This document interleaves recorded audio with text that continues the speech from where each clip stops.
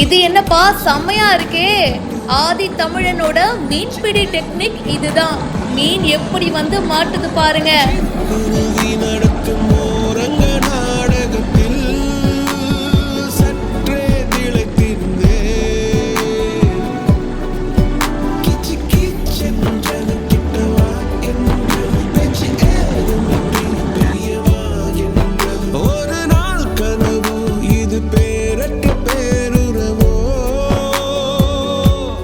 பாரம்பரியமான 10 கட்டை முறையில மீன் பிடிக்கிறாங்க.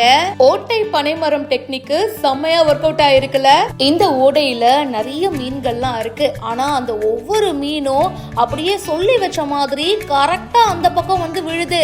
வலை போட்டா கூட மாற்ற மீன் தான் மாட்டும். ஆனா இதுல மீனா வந்து தானா சிக்கி இருக்கு. கூடையா மீன் பிடிச்சு அப்படியே சும்மா அள்ளிட்டு போயிருக்காங்க. அந்த ஓடையிலேயே ஒரு சின்ன டப்பு வச்சு அந்த மீனை அங்கேயே கழுவி அப்படியே எடுத்துட்டு போயிட்டாங்கப்பா.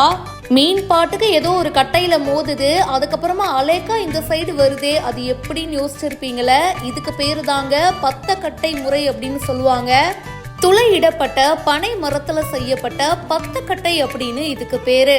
இந்த மீன்பிடி கருவி வழியா தண்ணீர் வெளியேறும் போது எதிர் திசையில பாத்தீங்கன்னா ஓட்டத்தை எதிர்த்து நாட்டு வகை மீன் குஞ்சுகள் போகும். இதுதாங்க அதோட குணாதிசயம். அதோடைய குணாதிசயத்துக்கு ஏத்த மாதிரி இந்த கட்டையை வச்சிடுவாங்க. ஆட்டோமேட்டிக்கா பாத்தீங்கன்னா மீன் வந்து எதிர் திசையில போகும். அப்படி போகும்போது அலேக்கா மாட்டிக்கோங்க. இங்க அப்படிதான் நிறைய மீன் பிடிச்சிருக்காங்க. இது ஒரு சூப்பரான மெத்தட் தான் இல்ல. இன்னைக்கு நேத்து இல்லைங்க, ஆதி காலத்துல இருந்து மீன் பிடிக்க இந்த முறையையும் ஃபாலோ பண்றாங்க.